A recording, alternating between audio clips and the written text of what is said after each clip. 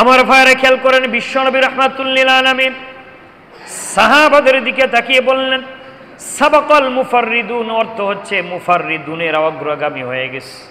সাহাবীগণ প্রশ্ন করলেন মাল মুফাররিদুন ইয়া রাসূলুল্লাহ, ইয়া রাসূলুল্লাহ, ইয়া হাবিবাল্লাহ, মুফাররিদুন কারা?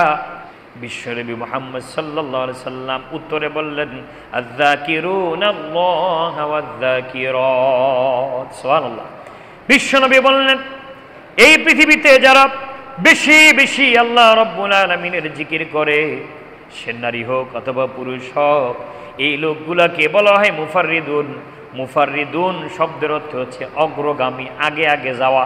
কিয়ামতের দিন এই মুফাররিদুনেরা, তার মানে যারা বেশি বেশি জিকিরকারী, কিয়ামতের দিন আগে আগে অগ্রগামী হইয়া আগের ভাগেই তারা জান্নাতে চলে যাবে। সুবহানাল্লাহ। আমার ভাইরা, তিরমিজি শরীফের হাদিস, মুফরিদুনেরা অগ্রগামী হয়ে গেছে। মুফরিদুন শব্দের অর্থ হচ্ছে হালকা পাতলা। কি? হালকা পাতলা।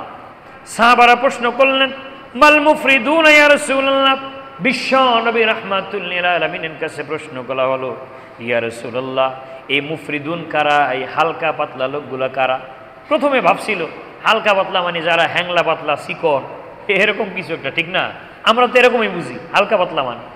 কিন্তু বিশ্বনবী রাহমাতুল লিল আলামিন বললেন, বিশ্বনবী বললেন যারা সব সময় জিকিরের মধ্যে যারা ব্যস্ত থাকে আর বেশি বেশি জিকির করার কারণে আল্লাহ রাব্বুল আলামিন তাদের যেই গুনাহগুলো আছে, গুনার যে পাল্লা আছে, গুনার যেটার মধ্যে গুনাহগুলো জমা হয়, তাদের যে আমল নামা আছে, এই যে আমল নামা গুনাহে ভরপুর হয়ে গেছে, যারা বেশি বেশি জিকির করে, বেশি বেশি জিকির করার কারণে তাদের গুনাহগুলো কমতে কমতে আমল নামা হালকা হয়ে যায়। সুবহানাল্লাহ। এরপরে এই লোকগুলোর গুনাহ যখন হালকা পাতলা হয়ে যায় আর কিয়ামতের দিন এই অবস্থায় আল্লাহর সামনে দাঁড়াবে, আর আল্লাহ রাব্বুল আলামিন আগের ভাগেই তাদেরকে জান্নাতে যাওয়ার অনুমতি দিবে। সুবহানাল্লাহ। আরেকটা হাদিস শরীফে বিশ্বনবী রাহমাতুল লিল আলামিন বলেছেন একদল ফেরেশতা আছে দুনিয়ার মধ্যে, তাদের কাজ হলো দুনিয়ায় খালি তারা ঘোরাফেরা করে। কি করে? দুনিয়ার মধ্যে ঘোরাফেরা করে আর দুনিয়ার রাস্তার মধ্যে তারা চলতে থাকে। আর তাদের কাজ হচ্ছে যেই জায়গায় আল্লাহ রাব্বুল আলামিনের বান্দা বান্দিরা জিকির করে, ওই জিকিরের মজলিস তারা খুঁজতে থাকে। সুবহানাল্লাহ। তারা কি করে? জিকিরের মজলিস খুঁজতে থাকে, যেখানে জিকির করা হয়, একা হোক, দুইজন হোক, পাঁচজন হোক, 10 জন হোক।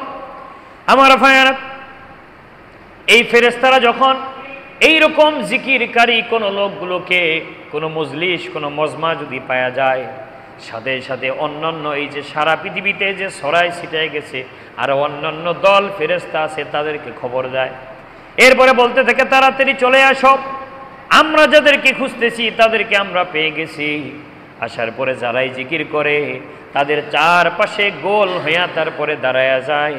এরপরে ওই বিশ্বনবী বলে প্রত্যেকটা ফেরেশতাদের এক একজনের কাঁধে এক একজন এরকম করে করে গোলাকৃতি হইয়া হইয়া আসমান পর্যন্ত তারা দাঁড়ায়া যায়।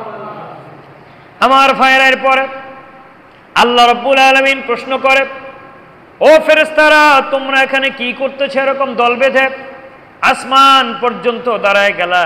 খবর কি, কারণ কি? বলতেছে রব্বুল আলামিন, তুমি তো ভালো করে দেখতেছো, তুমি তো জানো। আল্লাহ কি দেখে না? আল্লাহ দেখতেছে। তারপরে প্রশ্ন করতেছে, কেন তোমরা দাঁড়াইলা? বলল, রব্বে কারীম, এই যে আমরা এমন একটা জায়গায় দাঁড়ায় গেছি, এই আসরের মধ্যে মজমার ভিতরে লোকগুলো বসে বসে এরপরে তোমার জিকিরে মশগুল। সুবহানাল্লাহ। আল্লাহ রাব্বুল আলামিন ফেরেশতাকে ডাক দিয়ে বলতেছে, ফেরেশতা, তারা কার নামে জিকির করে? বলল, আল্লাহ তোমার নামে। বলতেছে, তোমার নামে জিকির করে আর তোমার শুকরিয়া আদায় করে, তোমার বরত্ব ঘোষণা করে, তোমার বরত্ব ঘোষণা করে। আল্লাহু আকবার। আল্লাহ হচ্ছেন কি? বড়। লা ইলাহা ইল্লাল্লাহ, আল্লাহ ছাড়া কোনো মাবুদ নাই। সুবহানাল্লাহ, রব্বুল আলামিনের পবিত্রতা ঘোষণা করতেছে। আলহামদুলিল্লাহ, সমস্ত প্রশংসা কার? এই জিকিরগুলো করতেছে। আল্লাহ রাব্বুল আলামিন বলতেছে, ওরা কি আমার যে বরত্ব ঘোষণা করে, আমার শুকরিয়া আদায় করে? ওরা কি আমাকে দেখছে কিনা? ওরা কি দেখছেনি আমারে? কয় না, আপনাকে তো দেখে নাই, আপনারে দেখে নাই। বলতেছে ওরা কি চায়? ওদের চাওয়া কি? বলতেছে রব্বুল আলামিন ওরা জান্নাত চায়। সুবহানাল্লাহ। কি চায়? আমরা সবাই কি চাই? জান্নাত আমরা চাই কি চাই না? বলতেছে আল্লাহ তারা জান্নাত চায়। আর কি চায়? তারা জাহান্নাম থেকে তারা পানাহ চায়, তারা জাহান্নামে যাইতে চায় না। আল্লাহ রাব্বুল আলামিন ডাক দিয়ে বলে, ফেরেশতারা রে, ওরা কি জান্নাত কি দেখছিনি? কয় তাও দেখে নাই। জাহান্নাম দেখছিনি? কয় জাহান্নামও দেখে নাই। আল্লাহ রাব্বুল আলামিন রহমতের জোশ লাগায়া ফেরেশতাদেরকে ডাক দিয়ে বলে, ও ফেরেশতা শোনো শোনো, তোমরা সাক্ষী থাকো, ফাশহাদু, তোমরা সাক্ষী থাকো যে আমি আল্লাহ রাব্বুল আলামিনকে না দেখে, আমার জান্নাত না দেখে, আমার জাহান্নাম না দেখে আমি আল্লাহ রাব্বুল আলামিনের জিকির করে আমি আল্লাহ রাব্বুল আলামিন তাদের জীবনের সমস্ত গুনাহগুলো মাফ করে দিলাম। এবার ফেরেশতারা ডাক দিয়ে বলতেছে, আল্লাহ তুমি সবাইরে মাফ করে দিলাম, তবে মজমার ভিতরে, এই আসরের ভিতরে অমক ব্যক্তি আছে, যেই ব্যক্তি আসলে তোমার উদ্দেশ্যে আহে নাই, অন্য কোনো উদ্দেশ্য আইছে। এখন কি হয়েছে? জিকিরের মজলিস পাইছে, এখন উঠে গেলে সরম, এরকম বিভিন্ন কারণে কি মূলত আসলে সে কি করে নাই? আল্লাহ তাআলাকে রাজি খুশি করার জন্য একান্তভাবে মন দিয়ে সে কি করে নাই? জিকির করতে বসে নাই। বলতেছে আল্লাহ এর তো উদ্দেশ্য অন্য। আল্লাহ রাব্বুল আলামিন বলতেছে, উদ্দেশ্য যাই হোক না কেন, আমার ওই বান্দা আমার বরত্ব প্রকাশ করেছে, আমার প্রশংসা করেছে, আমি আল্লাহ তাআলা ওই ব্যক্তিকেও ক্ষমা করে দিলাম।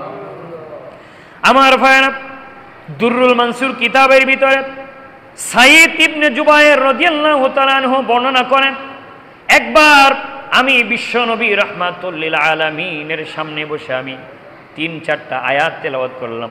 আয়াতটা হচ্ছে, ইয়া আইয়াতুহান নাফসুল মুতমাইন্নাহ ইরজিই ইলা রাব্বিকি রাদিয়াতান মারদিয়া ফাদখুলি ফি ইবাদি ওয়াদখুলি জান্নাতি। আল্লাহু আকবার। আমার ভাইরা, এই আয়াতগুলোর অর্থ কি? আয়াতগুলোর অর্থ হচ্ছে, ইয়া আইয়াতুহান নাফসুল মুতমাইন্নাহ, একটা শ্রেণীর ঈমানদার যারা, ওই সকল ঈমানদারের মৃত্যুর সময় যখন আসবে, মালাকুল মউত আজরাইল ফেরেশতা আসবে, আসার পরে এই আজরাইল ফেরেশতা ডাক দিবে আর বলবে, ইয়া আইয়াতুহান নাফসুল মুতমাইন্নাহ, হে প্রশান্ত আত্মা। কি আত্মা? ঘুমায় গেছেন? হে প্রশান্ত আত্মা, তুমি তোমার রবের সন্তুষ্টির দিকে তারপরে বের হও, আর তুমি আল্লাহ রাব্বুল আলামিনের তৈরি জান্নাতে তুমি প্রবেশ করো। সুবহানাল্লাহ। তাকে স্বাগত জানায়া তারপরে জান্নাতের ভিতরে নিয়ে যাওয়া হবে। আমার ভাইরা, বিশ্বনবী মুহাম্মদ সাল্লাল্লাহু আলাইহি সাল্লাম বলেছেন, এই যে প্রশান্ত আত্মা, আত্মাটা যে প্রশান্ত, কোন আত্মা? প্রশান্ত আত্মা। এই প্রশান্ত আত্মা এই যে জান্নাতের দিকে স্বাগত জানায়া তারপরে যে জান্নাতে নিয়ে যাওয়া হবে, এই প্রশান্ত আত্মা কাদের হবে? আল্লাহ তাআলা পবিত্র কোরআনে অন্যত্র বলেছেন, আলা বিযিক্রিল্লাহি তাতমাইন্নুল কুলুব। শুনে রাখো, যেই ব্যক্তি আল্লাহ রাব্বুল আলামিনের শানে জিকির করে, আল্লাহ তাআলা তার আত্মাটাকে প্রশান্ত বানায় দেন। সুবহানাল্লাহ। আবু দারদা রাদিয়াল্লাহু তাআলা আনহু বলেছেন, প্রত্যেকটা জিনিসের একটা উজ্জ্বলতা আছে। প্রত্যেকটা জিনিসের কি আছে? এটা উজ্জ্বলতা আছে। এই যে মসজিদ এখন উজ্জ্বল হয়েছে কি দিয়া? আলো দিয়া, লাইট দিয়া। আসমানের উজ্জ্বলতা কি? চন্দ্র এবং সূর্য, আছে না নাই? এরকম প্রত্যেকটা জিনিসের একটা উজ্জ্বলতা আছে। দেখবেন একটা সুন্দর একটা জিনিস যদি তৈরি করে, ওটারও দেখতে যে সুন্দর, ওইটাও একটা না একটা জিনিস দিয়া সুন্দর করা হয়েছে, ঠিক না? এরকম উজ্জ্বলতা আছে। তো আবু দারদা রাদিয়াল্লাহু আনহু বর্ণিত বিশ্বনবী মুহাম্মদ সাল্লাল্লাহু আলাইহি ওয়াসাল্লাম বলেছেন, কলবের উজ্জ্বলতা হচ্ছে জিকির। সুবহানাল্লাহ। কলব উজ্জ্বল করতে হলে কি দরকার? আল্লাহর জিকির দরকার। আমার ভাইরা, শুধু তাই না, ইবনে তাইমিয়া রাহমাতুল্লাহ আলাইহি তিনি লিখেছেন, মাছের জন্য যেমনি ভাবে পানি অপরিহার্য, মাছ পানি ছাড়া যদি মাছ কোথাও থাকে তাহলে অবস্থাটা কি হবে? মরবে না বাঁচবে? মরবে কিনা আমার ভাইয়েরা? মাছের জন্য যেমনি ভাবে পানি অপরিহার্য, তেমনি ভাবে একজন মানুষের কলব যদি জিন্দা রাখতে হয়, তাজা রাখতে হয়, তাহলে তার 1 নম্বর ওষুধ হচ্ছে জিকির। বুখারী শরীফের হাদিস, একটা জায়গা 2 জন মানুষ, সেটা একটা রুমে হোক, সেটা মসজিদে হোক, বাইরে হোক, যেই কোনো জায়গায় হোক, 2 জন মানুষ যেই জায়গায় আছে, একজন মানুষ ওখানে জিকির করে, বিশ্ব নবী রাহমাতুল লিল আলামিন বলেছেন এই 2টা মানুষের উদাহরণ হচ্ছে, একজন জিকির করে এই মানুষটা জীবিত, আর যেই ব্যক্তি জিকির করে না ওই ব্যক্তি হচ্ছে মৃত মানুষের মতো। এই জিকির আমরা কেন করব? এই জিকির আমরা কেন করব? কারণ হচ্ছে, একমাত্র কারণ হচ্ছে জিকির হচ্ছে আল্লাহর হুকুম। কার হুকুম? সূরাতুল হিজরের ভিতরে আল্লাহ রাব্বুল আলামিন জানাই দিয়েছেন, 41 নম্বর আয়াতে বলতেছেন, ইয়া আইয়ুহাল্লাযীনা আমানু যকুরুল্লাহা যিকরান কাসীরা। হুকুম কার? কথা কার? আল্লাহ তাআলা বলতেছেন, ইয়া আইয়ুহাল্লাযীনা আমানু, হে ঈমানদারেরা, হে ঈমানদারেরা, তোমরা বেশি বেশি আমি আল্লাহ রাব্বুল আলামিনের জিকির করো। সুবহানাল্লাহ। পরের আয়াতে আল্লাহ তাআলা বলছেন, আমার ভাইয়েরা, জিকির যদি তোমরা করো তাহলে তোমাদের জন্য লাভ হচ্ছে 3টা। কয়টা? জিকির করলে কয়টা লাভ? জোরে বলেন। প্রথম নম্বর লাভ হচ্ছে ওই ব্যক্তির উপর রহমত নাজিল করবেন কে? আমার ভাইয়েরা, আল্লাহর রহমতের দরকার আছে না নাই? তাহলে আল্লাহর রহমত পাইতে হলে জিকির করতে হবে কার? 2 নম্বরে আমার ভাইয়েরা লাভ হচ্ছে ফেরেশতাদের রহমতের দোয়া যদি কেউ পাইতে চায়, কারণ যেই ব্যক্তি আল্লাহ রাব্বুল আলামিনের জিকির করে ওই ব্যক্তির জন্য আল্লাহর কাছে রহমতের দোয়া করে ফেরেশতারা। এরপরে 3 নম্বর লাভ হচ্ছে জিকির যেই ব্যক্তি করবে আল্লাহ রাব্বুল আলামিন ওই ব্যক্তিকে গুনাহের অন্ধকার থেকে ঈমানের আলোর দিকে তাকে নিয়ে যাবে। সুবহানাল্লাহ। আমার ভাইরা, তাহলে জিকির করার দরকার আছে না নাই? জিকিরের অনেক ফজিলত আছে আমার ভাইরা, অল্প সময়ে সবগুলো বলে শেষ করতে পারবো না, কারণ সামনে আরো কিছু কথা আছে। এখন জিকির মানে কি? জিকির কয় প্রকার? জিকির মৌলিকভাবে সাধারণত 3 প্রকার। 1 নম্বরে আল্লাহ রাব্বুল আলামিন সূরাতুল হিজরের ভিতরে 9 নম্বরে একটা জিকিরের কথা বলেছেন। আল্লাহ তাআলা বলছেন, ইন্না নাহনু নাযালনা যিকরা ওয়া ইন্না লাহু লাহাফিজুন। সুবহানাল্লাহ। কার কথা ভাই? সূরাতুল হিজর আয়াত নম্বর 9। আল্লাহ তাআলা এখানে বলছেন, ইন্না নাহনু নাযালনা যিকরা, নিশ্চয়ই আমি এই জিকির নাজিল করেছি, আর এই জিকিরটাকে আমি আল্লাহ নিজে হেফাজত করব। তো এখানে জিকির মানে হচ্ছে কোরআন। এখানে জিকির মানে কি ভাই? তাহলে 1 নম্বর জিকিরের নাম হচ্ছে কি? কোরআন। 1 নম্বর জিকিরের নাম হচ্ছে কোরআন। আজকে এই কোরআনের জিকিরটা আমাদের মাঝখান থেকে উঠে গিয়েছে। আহারে, কোরআন তেলাওয়াত, কোরআনের তরবিয়াত, কোরআনের মাশক আমার ভাইয়ের আমাদের মাঝখান থেকে উঠে যাচ্ছে। একটা সময় ছিল, আমি নিজেও দেখেছি, আমি নিজেও ছোট্টবেলায় দেখেছি। আমার এলাকার কথা আমি বলি, হারে সকালবেলা মক্তবে যেমনিভাবে সুন্দরভাবে তেলাওয়াত হইত, অপরদিকে আবার ঘরে এসে ফজরের নামাজ পড়ে আমাদের বাবারা, চাচারা, মুরব্বীরা তারা নিজেরাও কিন্তু কোরআন তেলাওয়াত করতো, ঠিক কিনা? আমার ভাইরা, গত 2 দিন আগে একটা ভিডিও দেখেছি। ভিডিওটা হচ্ছে এরকম, একটা স্কুলের মধ্যে স্যার বলতেছে, দেখো আমরা উদ্যোগ নিয়েছি আমাদের স্কুলের মধ্যে একটা লাইব্রেরি করব। কি করব? লাইব্রেরি। তো লাইব্রেরির মধ্যে কি থাকে? বই থাকে। লাইব্রেরিতে কি থাকে? বই থাকে। তো বলতেছে, দেখো আমাদের তো ওরকম টাকা পয়সা নাই, আর তোমাদের কাছ থেকে টাকা চাওয়াটা ঠিক হবে না, তোমরা একটা কাজ করো, আমাদের লাইব্রেরিটা আমরা শুরু করব প্রথমে তোমাদের বাড়িতে যেই সকল বইগুলো পড়া হয় না, ফেলে রাখা হয়, তুলনামূলকভাবে যেগুলো সাধারণত পড়া হয় না, পড়া থাকে, পুরান হয়ে যায়, এরকম বইগুলো তোমাদের যার যার বাড়িতে আছে, আগামীকালকে তোমরা কি করবা? বইগুলো নিয়ে আসবে। এখন পরের দিন ছাত্ররা সবাই লাইন ধরছে, স্যারের কাছে তারা বই জমা দিবে। বলতেছে, গতকালকে যে বলছিলাম তো বইগুলো আনছো নি? হ্যাঁ আমরা সবাই আনছি, সবাই হাত জেগেছে। তো ঠিক আছে, একটা একটা করে জমা দাও। ব্যাগের থেকে বের করে সামনে দিছে, এটা তুমি কি দিলা? এটা বই। কি দিছে জানেন? কোরআন শরীফ দিস। সামনে কি দিছে? কোরআন শরীফ দিস। তো বলতেছে তুমি এটা দিছো, ভাবছে যা কয় মনে হয় বোঝে নাই, এটা রাইখা দিছে। ঠিক আছে, পরে তুমি নিয়ে আসো। কোরআন শরীফ নিয়ে আসছে। সবার ব্যাগগুলো চেক করার পরে দেখা গেল প্রত্যেকেই একটা দুইটা করে করে কোরআন শরীফ নিয়ে আসছে। স্যারের মাথা গরম হয়ে গেল। তোমাদের তো এই বই আনতে বলি নাই। বলতেছে স্যার আপনি কোন বই আনতে বলছেন আমি তো জানি না, তবে আমাদের ঘরের মধ্যে সবচেয়ে অবহেলিত, আমাদের এই ঘরের মধ্যে তাকের চিপায় ময়লা এগুলো পরিষ্কার করে করে তারপরে যেই বইটা আমরা এনেছি, যেটা পেয়েছি, সেটাই আপনার কাছে দিয়ে গেলাম। আল্লাহু আকবার। আমার ভাইয়ের এটা বাস্তব, আসলে এটার বাস্তবতা। এখন আমাদের ঘরে আমরা কোরআন তেলাওয়াত করি না, কোরআনগুলো অবহেলা। মাঝে মধ্যে আমার কাছে আইসা অনেক, বিশেষ করে মহিলারা, হুজুর কোরআন শিবটা নষ্ট হয়ে যেতেছে, কি পড়ে না, তো মসজিদে দিয়া দিই, মসজিদে একজন একজনে পড়বই। তো এখানেও জমা হয়েছে, উপরে অনেকগুলো জমা হয়েছে। আহা আমার ভাইরা, এই জন্য আসুন আমাদেরকে কোরআনের দিকে আসতে হবে, সামনে চলে যাই। তাহলে আমরা কি পাইলাম? জিকিরের 1 নম্বর প্রকার হচ্ছে কি? কোরআন। এরপরে জিকিরের 2 নম্বর প্রকার হচ্ছে আল্লাহ রাব্বুল আলামিন পবিত্র কোরআনুল কারীমের ভিতরে সূরাতুল জুমআর ভিতরে আল্লাহ তাআলা জানাই দিয়েছেন, ও বান্দারা ফাসআউ ইলা যিকরিল্লাহি ওয়া যারুল বাই'।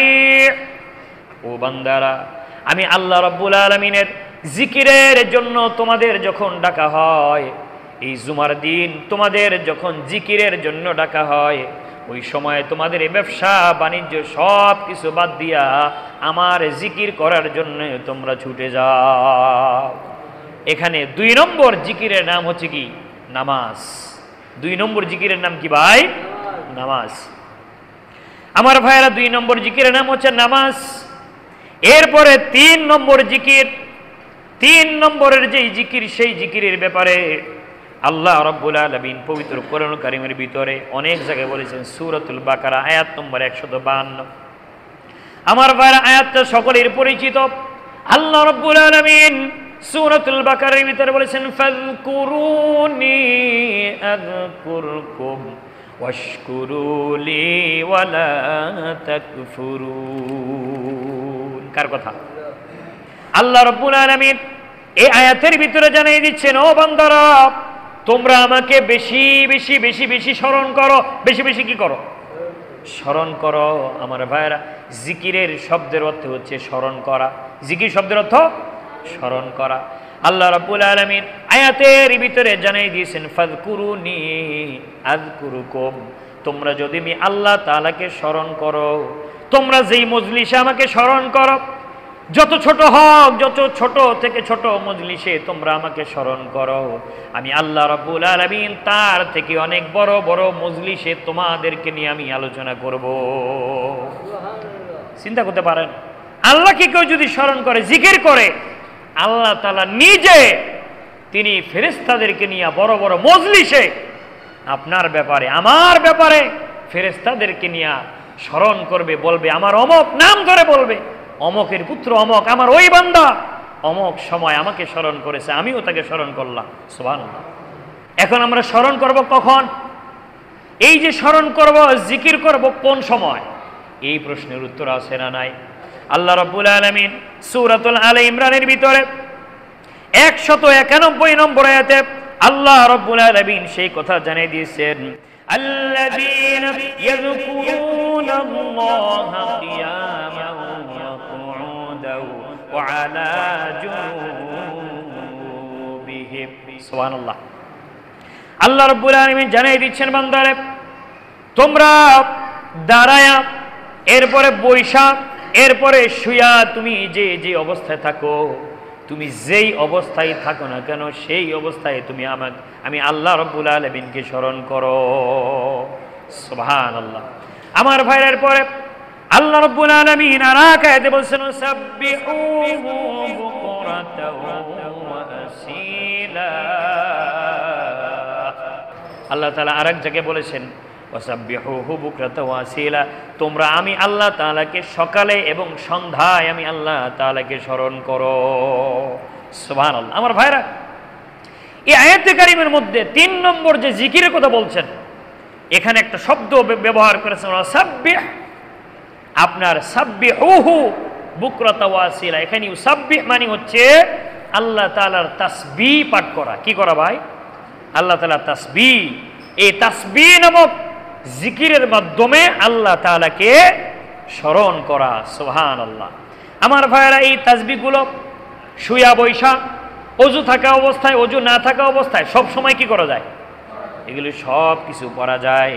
আমার ভাইয়েরা, বিশ্বনবী রাহমাতুল লিল আলামিনের হাদিস শোনাই আপনাদের। বিশ্বনবী রাহমাতুল লিল আলামিন বলেছেন, আল্লাহর কোন বান্দা যখন ফরজ নামাজের সালাম ফিরায়া, কোন নামাজ? নামাজের ফরজ নামাজ পড়ে তারপরে যেই ব্যক্তি 33 বার বলবে সুবহানাল্লাহ, সবাই বলেন সুবহানাল্লাহ 33 বার। কয়বার?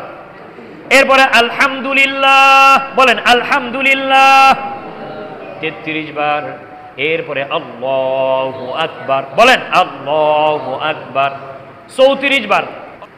বিশ্বনবী রাহমাতুল লিল আলামিন বলেছেন, ওই ব্যক্তির আমলনামার ভিতরে যদি সমুদ্রের ফেনা পরিমাণ যদি তার গুনাহ হয়, আল্লাহ রাব্বুল আলামিন সমুদ্রের ফেনা পরিমাণ গুনার চাইতেও বেশি গুনাহ আল্লাহ মাফ করে দিবে।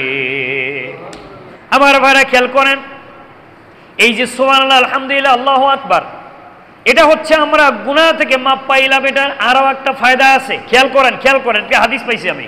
সুবহানাল্লাহ। আমার ভাইয়েরা, বিশ্বনবীর মেয়ে ফাতেমা, কি নাম?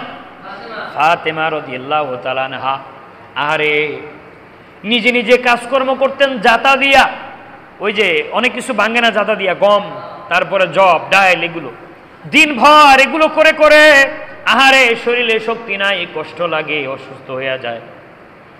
এই ফাতেমা রাদিয়াল্লাহু তাআলা আনহা শুনতে পাইলেন বিশ্ব নবীর কাছে কয়েকজন গোলাম আসছে, বিশ্ব নবীর কাছে কয়েকজন খাদেম আসছে। ফাতেমা রাদিয়াল্লাহু তাআলা আনহা বিশ্ব নবী রাহমাতুল লিল আলামিনের কাছে গিয়ে বলতেছেন, আব্বাজান, শুনেছি আপনার কাছে নাকি কিছু গোলাম আছে। আমি একা একা কত কষ্ট করে এগুলো করতে করতে আমার হাত, দেখেন হাতের ভিতরে ফোসকা পড়ে গেছে, কষ্ট করতে করতে আর ভাল লাগে না। আপনি কি করেন? আপনি আমাকে এখান থেকে একজন গোলাম আমার জন্য আপনি নিযুক্ত করে দেন। আমার ভাইরা খেয়াল করেন, বিশ্বনবী রাহমাতুল লিল আলামিন ফাতেমা রাদিয়াল্লাহু তাআলা আনহা কে বললেন, ও ফাতেমা, তুমি কি 3টা তাসবিহ জানোনি? বলতেছে, কোন তাসবিহ? বলতেছে সুবহানাল্লাহ, আলহামদুলিল্লাহ, আল্লাহু আকবার। সুবহানাল্লাহ 33 বার পড়বা, আলহামদুলিল্লাহ 33 বার পড়বা, আল্লাহু আকবার 34 বার পড়বা। ফাতেমা রাদিয়াল্লাহু তাআলা না, তিনি গেলেন কি জন্য? কষ্ট হয় এজন্য তার একজন কি দিবে, একটা দাসী বান্দি, কাজের লোক দিব, ঠিক না? আল্লাহ রাসূল কি কইছে? আল্লাহ রাসূল কয়, বসে বসে এগুলো পড়ো। ব্যাপারটা কেমন লাগে না? কেমন হয়ে গেল না? এসা ইসে কাজের লোক, এর কইছে তুমি এটা পড়ো। আমার ভাইয়েরা খেয়াল করেন, এই হাদিস আমি প্রথম যখন পড়লাম, হাদিস প্রথম পড়ার পরে আমার মাথায় ঘুরপাক খাইলো। এটার উত্তর আর একটা হাদিসের মধ্যে গিয়ে আবার পাই। বিশ্বনবী রাহমাতুল লিল আলামিন বোঝাই দিচ্ছেন, ও ফাতেমা, তুমি যখন কষ্ট করবা, কষ্ট করতে করতে যখন ক্লান্ত হয়ে যাইবা, তখন তোমার আঙ্গুলের মধ্যে এগুলো পড়বা, আল্লাহ তাআলা তোমার শক্তি বাড়ায় দিবে। কাজের লোকের দরকার নাই। আল্লাহু আকবার। তো এখান থেকে, হাদিস থেকে যেই জিনিসটা আমরা বুঝলাম, বিশেষ করে মা বোনদেরকে বলবো, ও মা বোনেরা, বাড়ির মধ্যে কাজ করতে করতে মাঝে মধ্যে কয় একটা কাজের লোক হইলে ভালো হয়, কয় না অনেক সময়?